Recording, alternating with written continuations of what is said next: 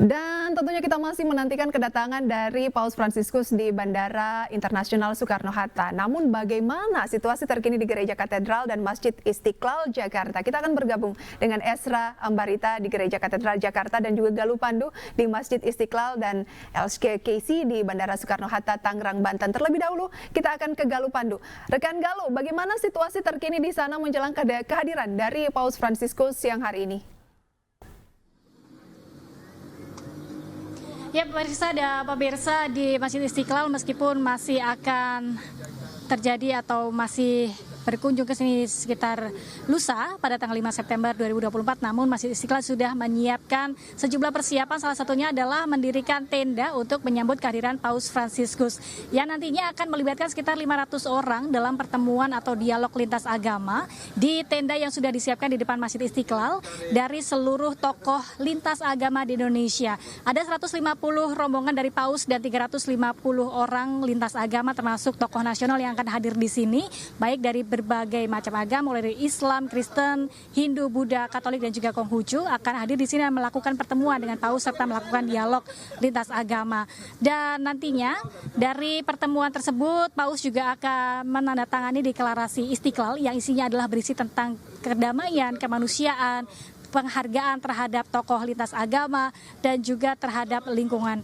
Dan sebelum Paus Fransiskus pada pagi hari pada tanggal 5 September 2024 berkunjung ke tenda yang sudah disiapkan untuk pertemuan lintas agama di Masjid Istiqlal, Paus akan berkunjung ke terowongan bawah tanah atau terowongan silaturahmi yang menghubungkan Masjid Istiqlal dengan Gereja Katedral dan akan menandatangani prasasti sebagai tanda bukti bahwa Paus Fransiskus telah tiba di Indonesia.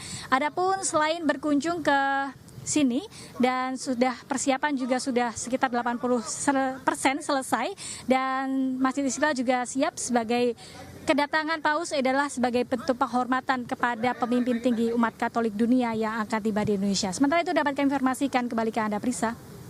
Baik, terima kasih atas laporan Anda dari Masjid Istiqlal Jakarta. Kita akan beralih pemirsa dengan rekan Esra Ambarita di Gereja Katedral Jakarta untuk menyampaikan seperti apa situasi terkini di sana menyambut kedatangan dari pemimpin tertinggi umat Katolik Paus Fransiskus siang hari ini. Silakan rekan Esra. Ya, Prisa dan juga pemirsa, kalau terbaru informasi yang bisa kami perbarui dari Gereja Katedral di Jakarta tempat saya mengabarkan, persiapan terus dilakukan untuk mematangkan bagaimana nanti kunjungan dari Paus Fransiskus yang akan dilakukan pada esok hari. Meskipun masih akan dilakukan pada esok hari agendanya secara menyeluruh di Gereja Katedral, namun persiapan ini sudah tampak dilakukan kalau kami melihat tadi atau konfirmasi kepada pihak security bahwa sudah akan dilakukan pengamanan hari ini, baik nanti pengerahan dari TNI ataupun bagian kepolisian yang akan berjaga di sisi di katedral ini. Kemudian juga pemasangan dari sound system untuk peliputan juga sudah mulai tampak dipasang.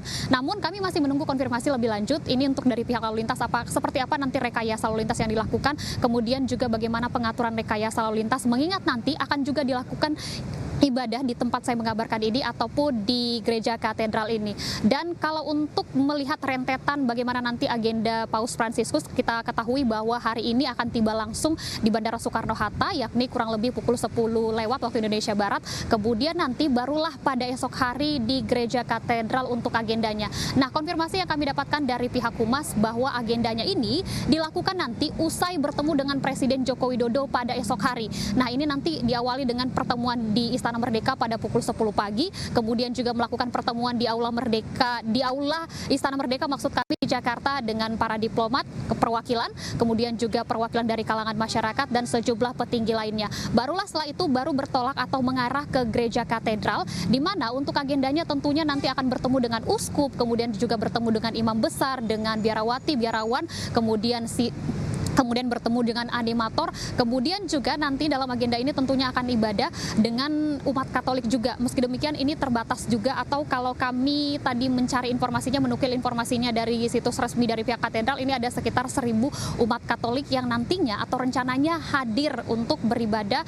dengan Paus Fransiskus di Gereja Katedral. Usai nanti melakukan ibadah ataupun agendanya di tempat saya mengabarkan Gereja Katedral ini, baru di sore hari atau lanjut kurang lebih estimasi 1 jam setelah itu, sekitar pukul 17.35, akan ada kesempatan pertemuan dengan dari Skol Okurantes di Youth Center Geraha Pemuda Center. Ini sekitar sekali lagi pukul 17.35. Baru nanti setelah acara dari katedral secara menyeluruhan atau pada esok hari, barulah lanjut nanti pada esok harinya atau pada tanggal 5 September ini dilanjut dengan Misa Akbar. Tentunya Misa Akbar ini menjadi sukacita penuh bagi umat Katolik karena bisa bertemu atau menyaksikan bagaimana ibadah dipimpin langsung oleh Paus Fransiskus di Gelora Bung Karno ataupun di GBK. Dan ini rencananya tentunya dihadiri oleh ribuan umat Katolik yang menyaksikan secara langsung bagaimana momentum bersejarah ini hadir atau kita saksikan bersama di Indonesia. Pemirsa, untuk diketahui,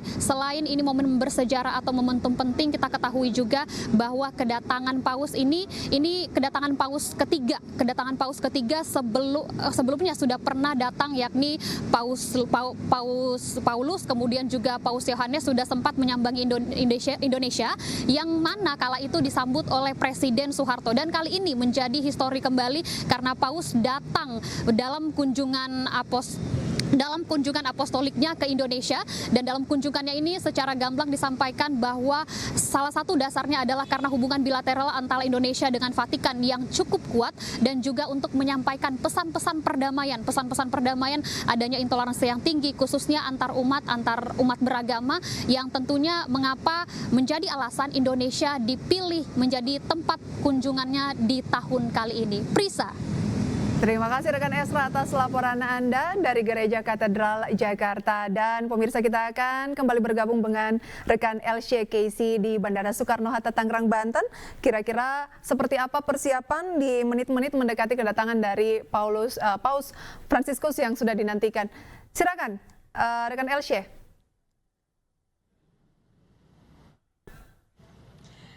Ya, Prisa dan juga pemirsa, setelah menjalani